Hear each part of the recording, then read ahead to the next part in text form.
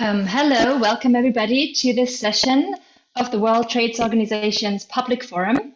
Strengthening the Multilateral Trading System, What Role for Civil Society is the topic of today's session. I'm very pleased to welcome you in the name of the co-organizers of this session, EcoAccord, Center for Environment and Sustainable Development, an environmental NGO based in Moscow, Russia, and active across Eastern Europe, the Caucasus, and Central Asia, together with the European Environmental Bureau, headquartered in Brussels, Europe's largest federation of environmental organizations. My name is Patricia Heidegger. I'm the Director for Global Policies and Sustainability with the European Environmental Bureau, and I will moderate today's event. So under the conditions under which we trade internationally, these conditions obviously have very significant impacts on the economic development across countries, on prosperity and on poverty. They can close or widen inequality. They can ease or worsen environmental impact. They can help to reduce emissions, or they can boost them. So making sure that civil society and other stakeholders, such as the scientific community, can play a strong watchdog role is crucial. Principle 10 of the Rio Declaration established the concept of environmental rights, the right to information, the right to public participation and access to justice in all matters that touch upon the environment. The Human Rights Council has emphasized in a resolution on civil society space that it's essential to have a role for civil society in sub-regional, regional, and international organizations. At regional level, we have environmental democracy instruments that put legal obligations on governments to promote public participation in international forums. For the ICA region, that is the Aarhus Convention, that demands that the state parties promote the application of the principles of the convention in international environmental fora or fora that have an impact on the environment. The same is also true for the Latin American and Caribbean area under the Escazú Agreement, which has a similar article, an agreement that just entered into force earlier this year. So these governments are under a legal obligation under international environmental law to promote public participation in international forums. So what we would like to explore today with you and our three distinguished panelists is what are the most effective ways to ensure good civil society engagement, to improve multilateral trading systems in order to reach our environmental and climate objectives, as well as the sustainable development goals. So we will address today the current role and status of civil society participation in the WTO and other trade-related international fora. We will hear about the challenges, but also good examples. And we would like to discuss how to improve access and participation for civil society organizations to make the international trading system work for people and planet. So we have three experts with us today. First, we will hear from Deborah James. She's the Director of International Programs at the Center for Economic and Policy Research, a leading economic think tank based out of Washington, DC. Deborah coordinates the global Our World is Not for Sale network, which brings together development and global justice, human rights and labor rights, as well as environmental organizations and movements, advocating for a sustainable, socially just, democratic, and accountable multilateral trading system. Her current efforts focus on stopping big tech from using trade agreements to rewrite the rules of the global economy and to preserve public space for governments to pursue digital industrialization strategies for shared prosperity. She also led the successful campaign with public services trade unions to stop the proposed trade in services agreement from being concluded. And before working at the think tank, she had various positions at Global Exchange, where she started US campaigns for fair trade certified coffee. So Deborah has more than 20 years of expertise working on issues of trade and democratic global governance. Welcome, Deborah. Great to have us with us today. Then we have with us Allison Hamilton. She is serving as New Zealand's Deputy Permanent Representative to the World Trade Organization in Geneva. In this role, she participates in negotiations in pursuit of new market access commitments and trade rules amongst members. Previously, Allison has had other assignments for the New Zealand government related to international trade policy and negotiations. She was, for instance, New Zealand's lead negotiator for the recently concluded Digital Economy Partnership Agreement between New Zealand, Singapore, and Chile. And she was also deputy lead negotiator on the EU-New Zealand Free Trade Agreement. So Allison has worked as a negotiator on many of New Zealand's trade agreements. Thank you very much, Allison, for your time to discuss with us today. And finally, we have with us Olga Ponizova. She's the Executive Director of EcoAccord, Center for Environment and Sustainable Development, based in Russia, representing one of the two co-organizers today. EcoAccord was established in 1992 as a non-governmental, non-for-profit citizens organization with its goal to contribute to sustainable development. EcoAccord collaborates with organizations, in particular across the ECA region, but also globally. Olga is also the co-chair of EcoForum, and she's been working as a policy analyst, advocate, and trainer focusing on sustainable development, environmental policy, international trade, and public participation, mostly in Eastern Europe, Caucasus, and Central Asia for 30 years. She also holds a PhD in economics. So Olga, welcome, and thank you for being with us today. So now, before we go into the initial interventions from our three experts, I would like to invite you, the participants, to use the question and answer function available to you through the conference platform. This is your way to put the questions to the panelists. Keep it short, try to be precise, and do mention if your question is directed specifically at one of our panelists. I will try to pick up as many questions as possible. So you can start now to put your questions up already. So I'll now pass the floor to Deborah. Deborah, in 1999, the Third World Network said the WTO is probably the most non-transparent of international organizations. Now, more than 20 years later, what is the current status of public participation in the World Trade Organization? Is the process inclusive? Does it allow for constructive engagement with full transparency? And what is your vision of how to make civil society participation in international trade more effective? The floor is yours, Deborah. Thank you so much, and thank you for that great introduction and for the invitation to be here with you all today. So I'll talk first about the current status of CSOs in the WTO and then point to some ideas for solutions. So the WTO is actually the only global institution that we know of in which civil society does not have any access at all. And it's stated that this is because negotiations are of commercial interest, so it wouldn't be appropriate to have civil society in the room because it would be too public. But so are climate negotiations, and so are negotiations on sustainable development goals, and so are negotiations on financing for development. And all of these issues, civil society has seats at the table to officially intervene. It's also not only commercial interests that are important. Fisherfolk are affected by the fisheries negotiations, yet they have no access to the negotiations here at the WTO. And you can say that for every single issue that's being negotiated. In every other UN institution that I know of, civil society has access to the texts as they're being negotiated. We have access to negotiators in the negotiating room while the negotiations are happening. And this is the exact opposite of the situation in the WTO. And it's really part of why the WTO is so broken, because it was invented as an institution to represent commercial interests. Its rules consecrate rights to trade, which are exercised by corporations at the expense of human rights, labor rights, social rights, and the rights of governments to regulate foreign companies operating in their territories. And so we see its rules as illegitimate because they're not fit for purpose in today's world. And governments are increasingly seeing them as detrimental to their ability to deliver sustainable development for their people. And that's a big part of why the institution is in such crisis. And a significant part of this is because civil society, and by that we mean groups that represent the people who are affected by the rules outside of just the business sector.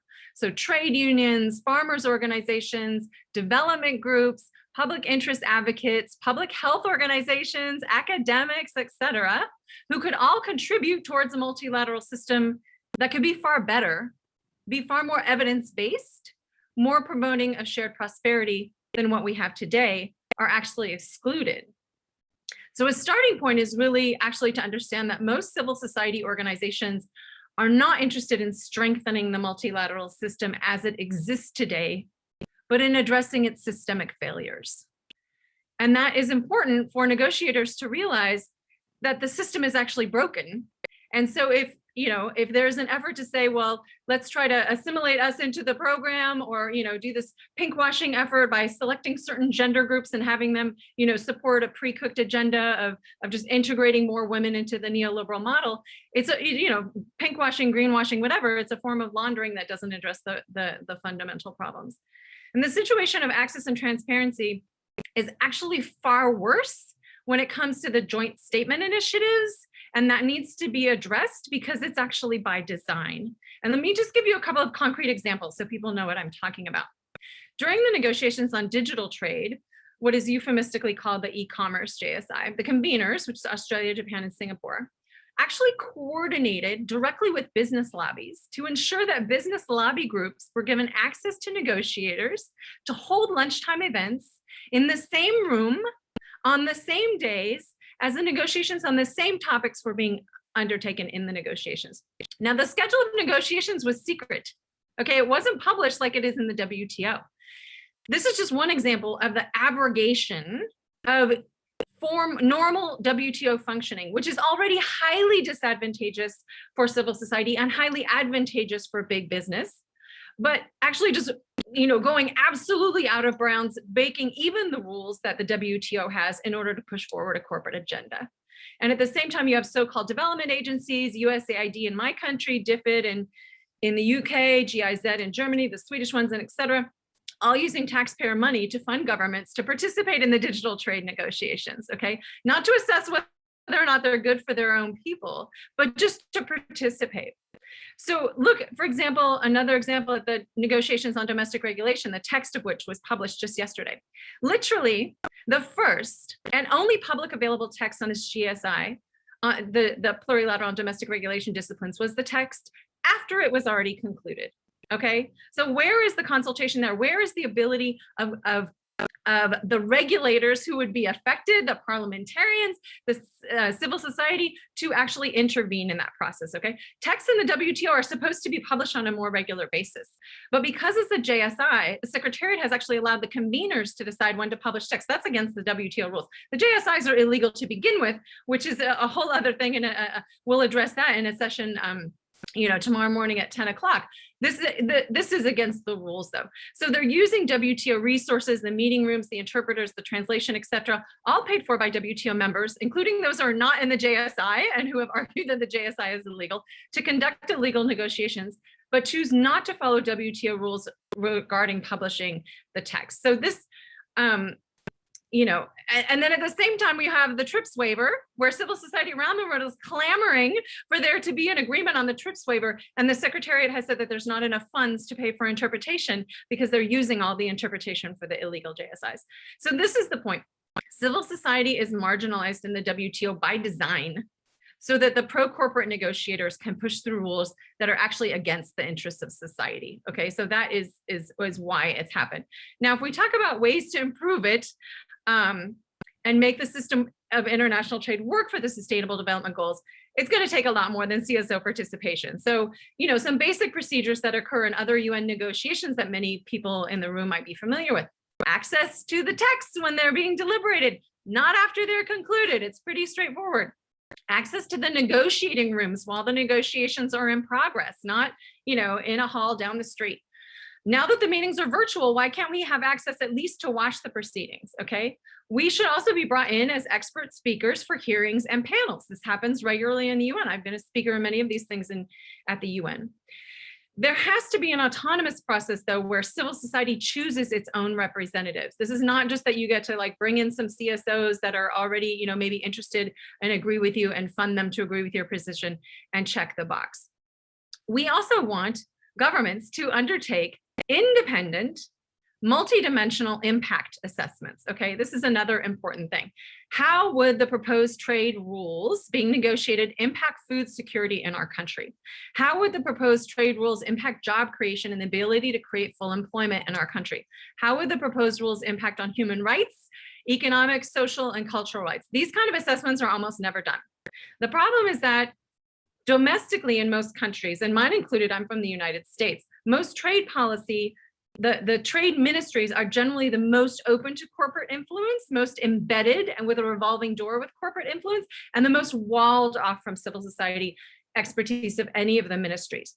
In the United States, there's a formal consultation mechanism, and 85% of those seats are taken up by businesses, specific businesses, and business lobby groups, such that state level officials, local officials, academics, trade unions, you know, civil society organizations all together get smushed in the remaining 15%. And that's the official mechanism. That's not even just talking about lobby power. So, you know, there's a really interesting example I want to share with people just to put some example here from the country of Uruguay during the negotiations on the Trade and Services Agreement.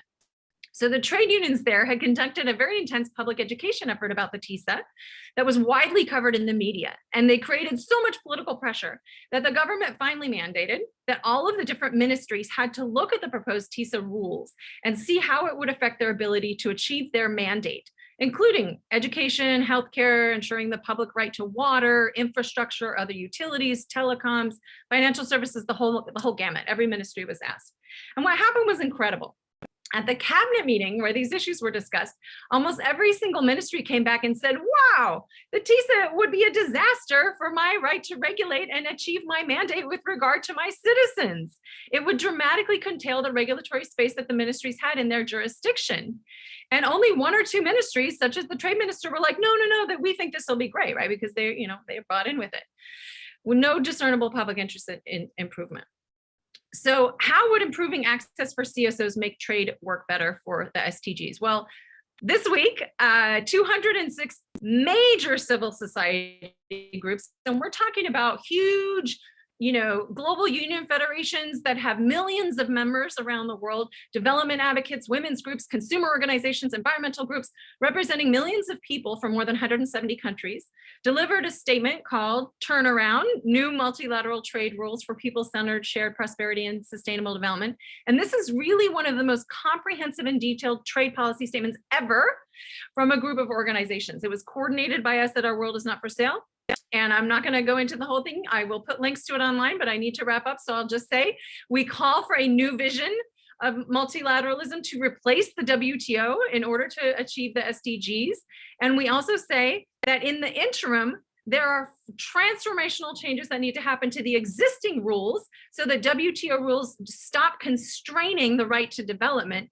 And then we need to stop this failed model from expanding. So thank you very much. I'll stop there. Thanks a lot, Deborah. That was very clear and I think very well illustrated through a lot of concrete examples. Before we go to the next speaker, don't hesitate to already put questions up through the question and answer tool. I'll keep an eye on your questions while our other speakers present. So, Allison, you represent a government which has, let's say, come up with a new framing of macroeconomics and of international trade relationships. The New Zealand government is part of a small but growing alliance of governments that are committed to promoting well-being as, let's say, the overall objective of the country's economy, including its international trade relationships. So, well, you're here as the Deputy Permanent Representative of your country to the WTO. And you will also share with us some insights around your government's Trade for All agenda. What is that agenda? How does it work?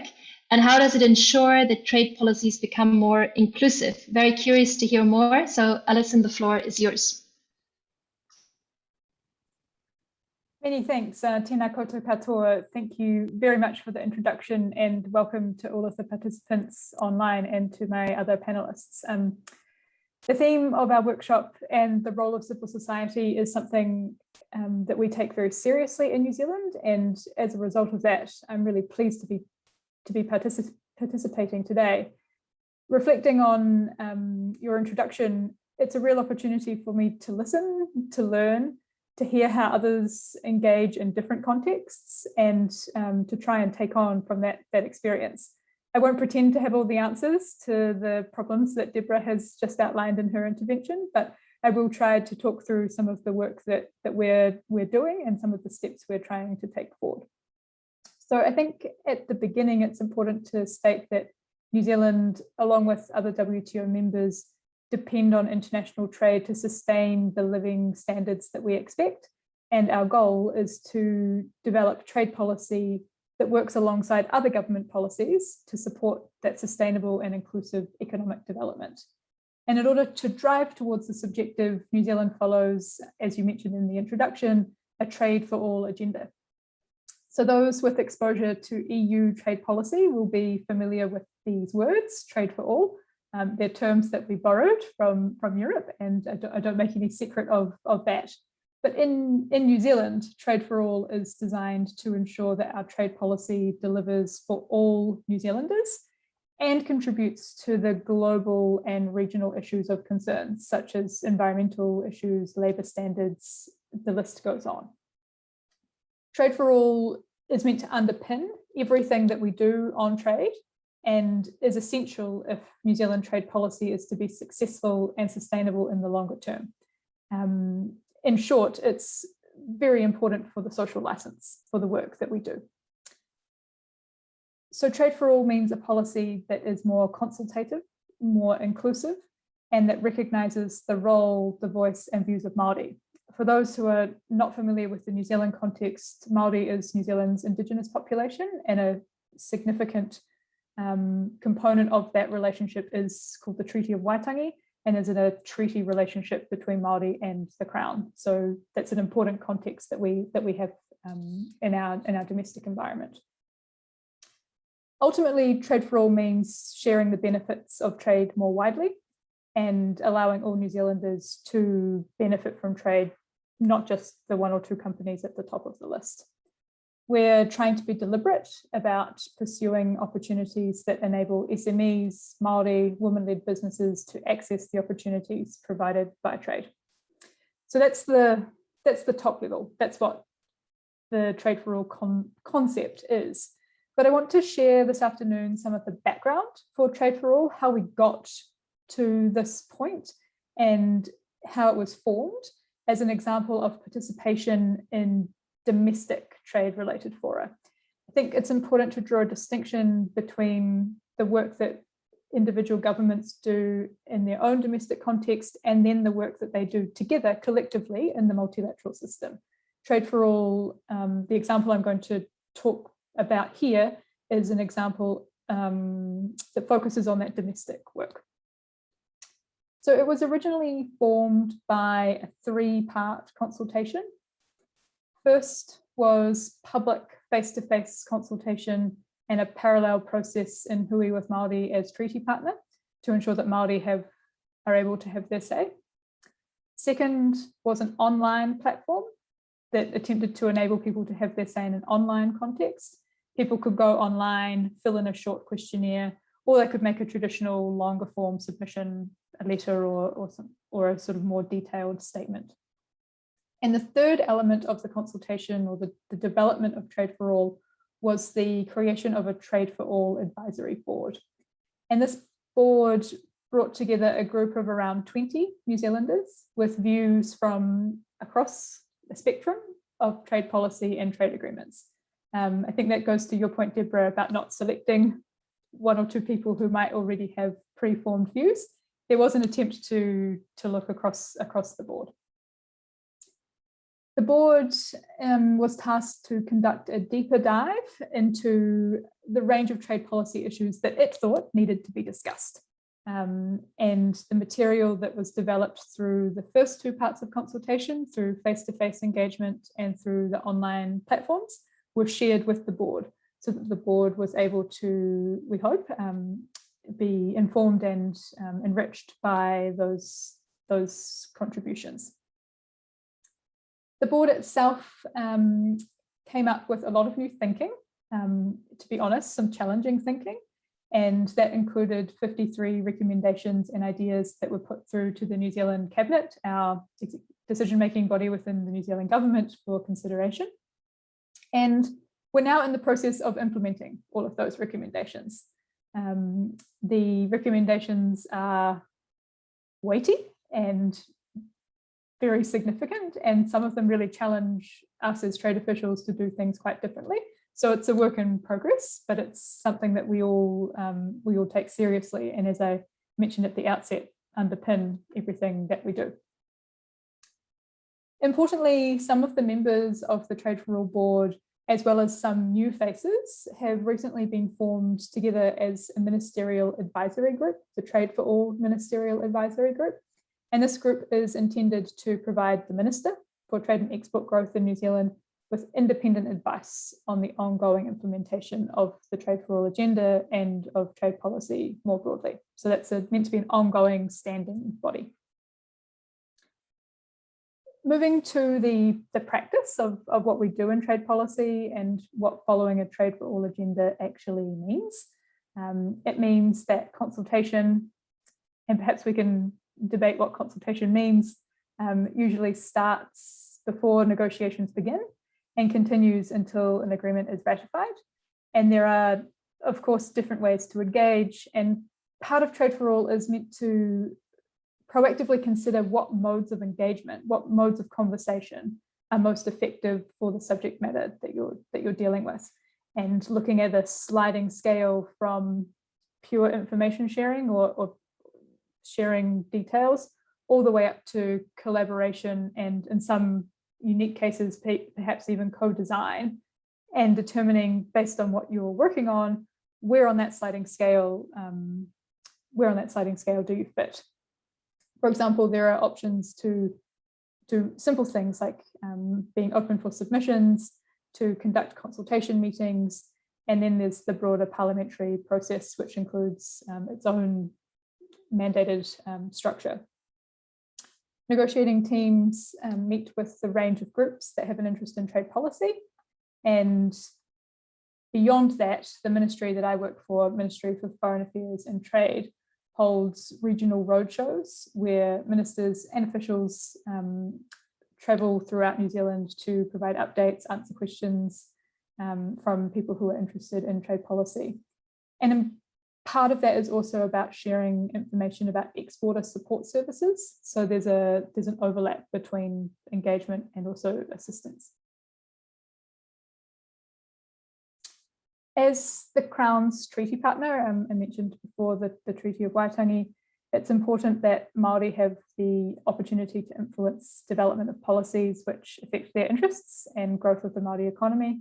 And the government, as part of that work, holds dedicated engagement with Māori on trade agreements to provide active partnership and to respond to the range of needs, aspirations, and interests that Māori put forward. An important point to note on the domestic consultation work that goes on, that as part of the ongoing consultations, views of New Zealanders, people who participate in processes, are collated and reported back to ministers. So that's meant to address the fact that not meant to be a closed door, that once views have been shared, that they're reported up to ministers, and officials then take those views into account when seeking negotiating mandates from ministers.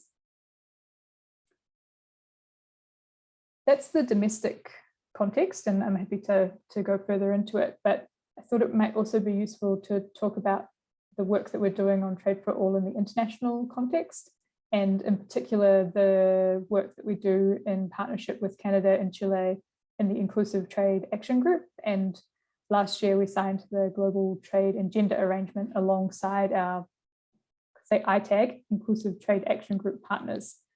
We're also in the midst of negotiating an agreement on climate change, trade and sustainability, the ACS.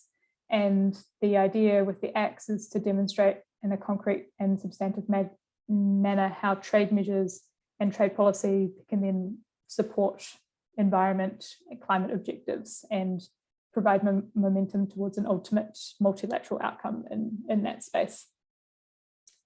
We're also trying to advance our trade for all principles here at the WTO through the team that I work in Geneva. And one example to highlight is the approach to the trade and environmental sustainability structured discussions, the TESD, which I have to say is probably the worst acronym that we deal with. The structured discussions are designed to bring up new ideas in this space, and they are designed to be open to third parties and to experts. So I'm really keen to hear if that's working and how it might be better. It's certainly a step that we're trying to take to bring trade for all principles in. So sorry for speaking at length. I will be very interested in the discussion that we have today. I'm expected and directed to feedback ideas and things that we hear today back to my team in Geneva and to the team in Wellington. So thank you very much for inviting me to participate and for involving us in the discussion. As I mentioned at the outset, it's a very important one, and I'm grateful to be part of it. Thanks very much. Thanks a lot, Allison. Very interesting to hear about your efforts domestically, but also in the international forums. I'm sure the other panelists will have some opinions or experiences with that. But before we go into the discussion, let us hear from Olga. She would like to bring in also a regional and sub-regional perspective to the question on civil society participation in trade negotiations. Olga is also an expert working on the Aarhus Convention, our regional convention in the wider European region that asks state parties to promote public participation in international fora. So, Olga, over to you. Thank you, Patricia. As Patricia said, I work in the UNEC region, so region of the Economic Commission, UN Economic Commission for Europe, and especially in its eastern part, Eastern Europe, Caucasus, and Central Asia. And based on this experience, I would like to share my thoughts on the role of civil society in the multilateral trading system, as well as recommendations on how to strengthen this role. As previous speakers said, in particular Deborah, the WTO is still quite close and we don't have access to real negotiations, but there are much more opportunities for public participation in the UN institutions, such as UNCTAD, FAO, UNEP, and others. And at the same time, at the regional and sub-regional and national level, the degree of civil society involvement is different. There are some very good examples of civil society involvement at the regional level. For example, the European Union is more open, and there is a mechanism of sustainability impact assessment, so mechanism to assess economic, social, and environmental consequences of trade agreements, with broad involvement of civil society from all participating countries. And there are good examples of trade sustainability impact assessment in support of negotiations between the European Union and Armenia, Georgia, Republic, Moldova, and Ukraine. And we know from our partners, civil society organizations in these countries, they are really glad to take part in these discussions. And as for other sub-regions of the UNEC, Eastern Europe, Caucasus, and Central Asia, here we can see lack of civil society involvement in the discussions of trade agreement. For example, we have very little discussions with civil society within Eurasian Economic Union, but at the same time, they have quite wide consultations with business and the trade associations. And we have practically no civil society discussions within Road and Belt initiatives. And it's, of course, very pity. And we don't have practice of negotiating trade agreements and their consequences with non-governmental organizations in eco countries at all. We had some success stories. We had in the region, we had discussions on sustainable development application of the accession to the WTO in Eastern Europe, Caucasus, and Central Asian countries, but they were initiated by non-governmental organizations, not by the governments, and ECA Accord coordinated this quite big program. Also, we have a mixed picture at the national level. There are examples of successful consultations with civil society, for example, in EU or Ukraine, but in most countries, there is no stable and effective system to discuss international trade and sustainable development issues with non-governmental sectors at the national level. And I would like to highlight the importance of trade and environment discussions, as some previous speakers also mentioned.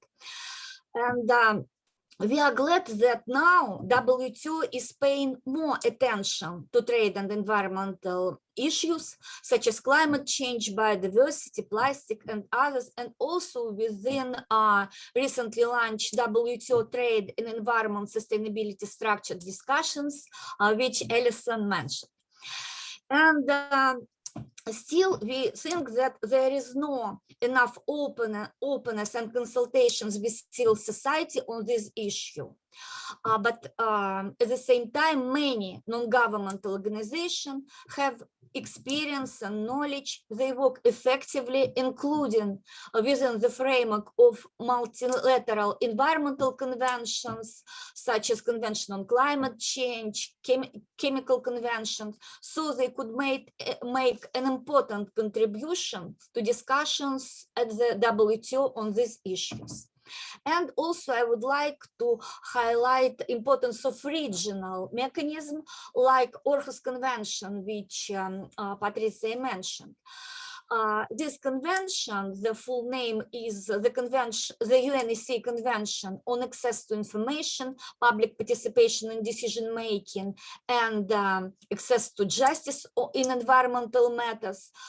The convention was signed in 1998, and now the convention has 47 parties, actually 46 states, and the European Union.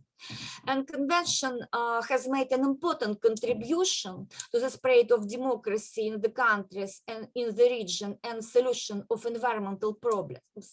But in addition, as Patricia mentioned already, the Aarhus parties have obligations under Article 3.7 to promote the principles of the convention in international environmental decision-making processes and within the framework of international organizations in matters related to the environment. So 47 parties of the convention can promote its principles in the WTO and in regional trade agreements. So what to do? Our recommendations are, first of all, we really need to pay more attention in promoting principles of transparency and effective public participation at all levels. First of all, within the WTO, and also at regional and sub-regional and national level.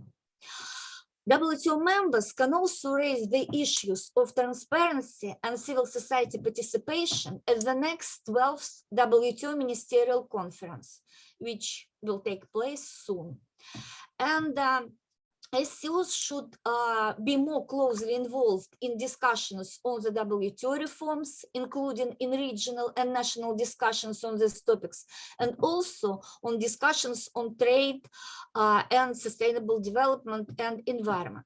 Sustainability impact assessment, so assessing of economic, environmental, social consequences, and also some issues previous speakers mentioned, like gender, human rights, jobs, and so on.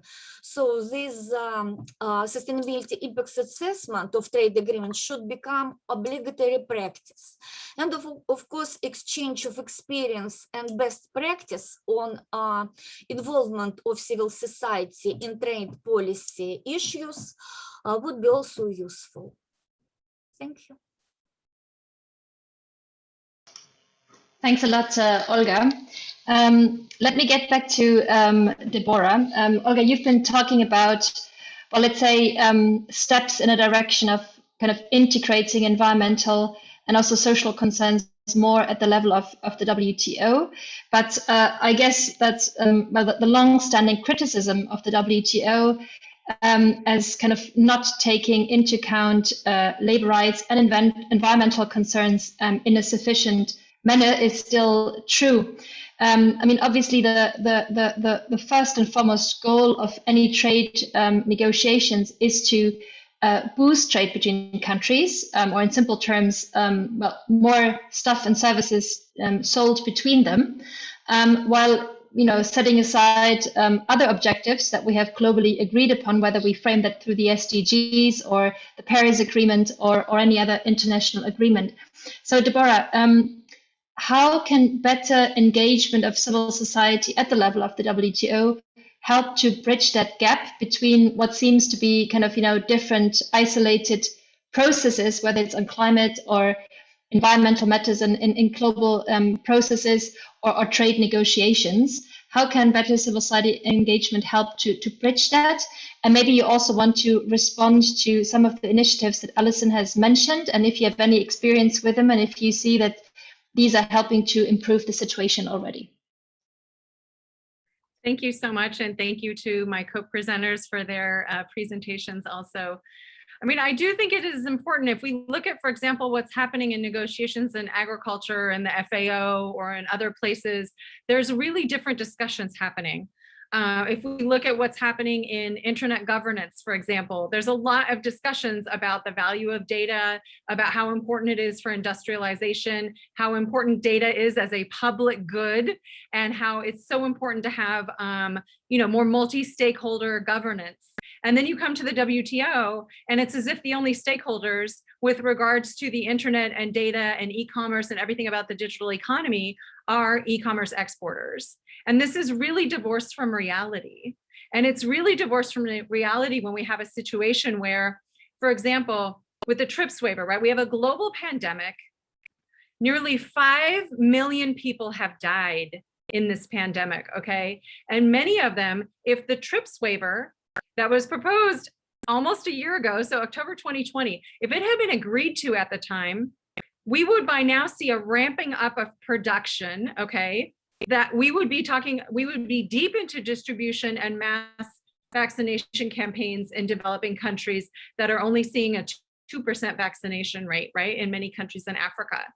So literally you can conclude that there's potentially, as many as 1 million people who are dead today because they did not have access to the vaccine because the WTO enforces vaccine apartheid, okay? Now we should not be in a global pandemic with an institution that is primarily about commercial interests being the decider of whether or not we have access to life or death.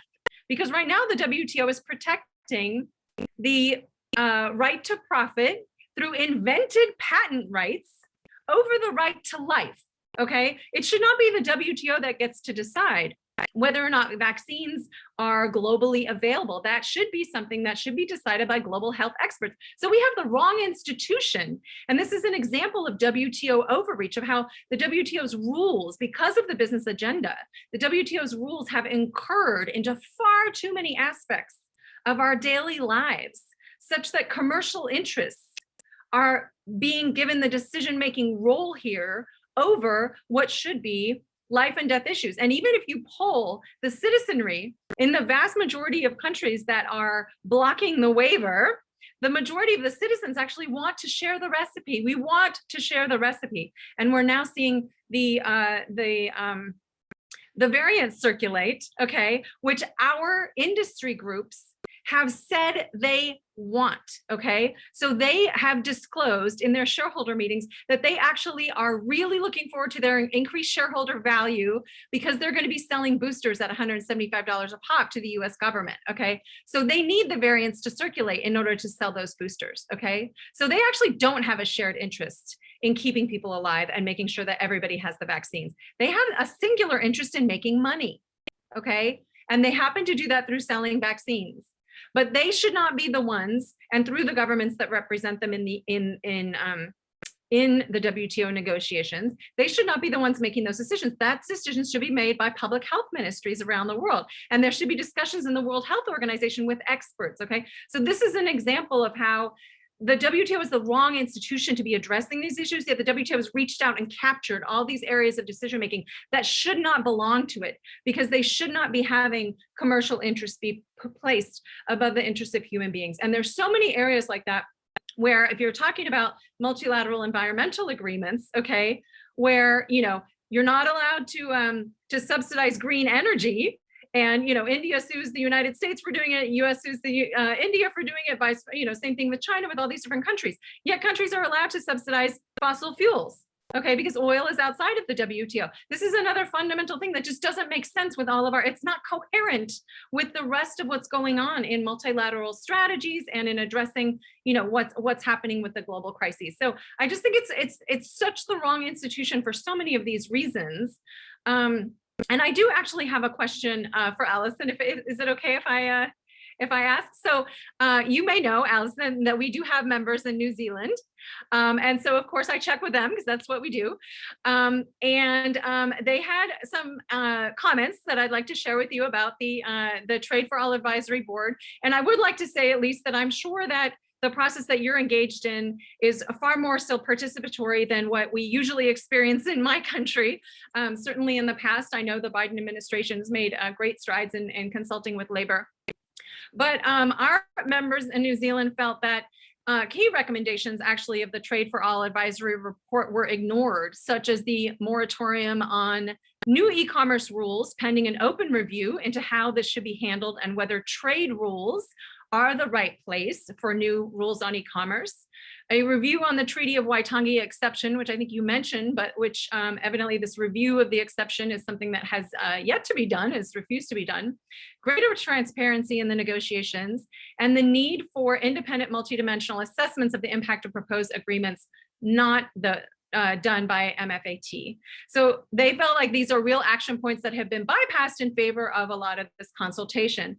And especially when you talk about, you know, the TPP, which labor opposition said shouldn't be ratified when it was in this before the select committee. And suddenly when you put the word progressive on it and the US quits, but the rules were the same, you know, yes, some items were suspended but not removed, but, you know, suddenly it's okay to pass. So my question would be, as a result of the consultations that you're doing, can you identify actual trade policies that your ministry has changed? Where you had a certain policy and you then took the consultations and you said, wow, we thought this was the right way, but civil society in our consultation said this is the right way to go. And so we're going to change the trade policy. Like, we're going to stop doing e-commerce negotiations because that's what came out of the review proposal. Thank you. Thanks a lot, Deborah. Well, I'll definitely give Allison the floor now to respond to these comments. So I'll have another question for you, Allison, but I'll probably first let you answer to Deborah's questions. Thanks, Patricia, and thanks, Deborah. I think it's really constructive to be participating in this dialogue because they're such important issues. So in terms of some of the points you were making, Deborah, around the role of the WTO in particular topics, those are really poignant and ones that we are actively thinking about right now in terms of how the WTO responds to the pandemic and COVID-19, and particularly the coordination between different international organizations. Typically, and I'm speaking from a trade space, we've kind of looked at our individual lanes and thought, let's all stick to our lanes and let's not look across around what's happening elsewhere.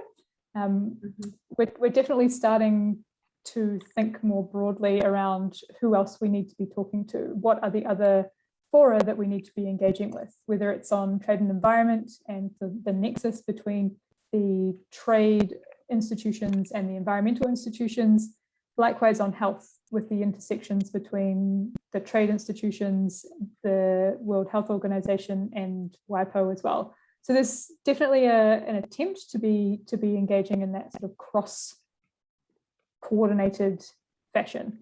I don't think it answers all of your questions, but it's certainly a step that people are actively thinking about. In terms of the reaction from some of your New Zealand members, you won't be surprised that they're not a surprise to me. It's certainly something that we are conscious of and continue to engage on. At the outset, important to note that the recommendations from the board are challenging. They're not all things that we can just tick and say, yes, we do that and we do that now straight away. They definitely require detailed consideration, reflection, and adaptation of ways that things have been done and looking at ways that things should be done in the future. You asked a very direct question about trade policy that has changed. There were the recommendations broad ranging, and I'm not going to try and pick one particular example, but I'm going to highlight the process that's been followed on trade and environment. I think that's relevant to the topic here. The Trade for All Advisory Board looked at the existing framework that the New Zealand trade policy, the New Zealand Trade and Environment Policy was set, and said that framework is out of date and should be refreshed and renewed. As a result of the recommendation, we had colleagues in the Environment Ministries who were also seconded into the Trade Ministry, actively working on a new framework to implement and design what the trade and environment policy should look like. So that's an active, yes, recognize, change. To be honest with you, I don't know what status that's at right now because it sits within the Wellington teams, but I thought it was a useful example of immediate action in response to it. The overarching point, though, I think, is that the Trade for All Board's recommendations present a real opportunity to reflect on how things are done and to take that forward domestically, the work we do with domestic stakeholders, and internationally, the work we do in the multilateral fora. So hopefully that answers some of your question, Deborah, perhaps not everything. Thanks, Alison. Well, I'm sure you can also take the discussion further after today's discussion.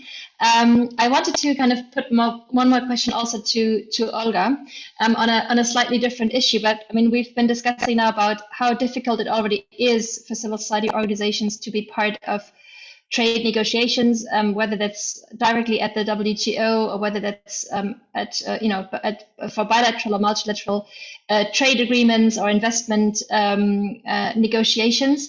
So with the current situation that we're in, well, ever since the outbreak of the pandemic, most international forums and negotiations have been held either online or through hybrid formats. For some of us, remote participation can actually enhance the possibility to participate because we might not have the resources or the possibility to participate in public.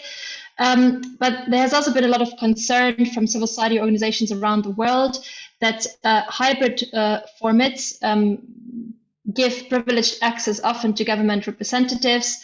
There's also, of course, other factors, whether it's a kind of a lack of digital literacy or just very practical issues of having a strong enough connection to participate. So, Olga, do you think that the current situation where a lot of the negotiations have moved to online or hybrid formats are a further threat to public participation? Or do you see it as an opportunity, especially speaking for your region? Thank you, Patricia. It's really a very interesting question. And we had a lot of discussions on these issues within our community of civil society organizations working on the Aarhus Convention, for example. You're absolutely right that online format or hybrid format gives additional opportunities for participation of wider range of organizations. But at the same time, I also agree with you that there are some negative consequences like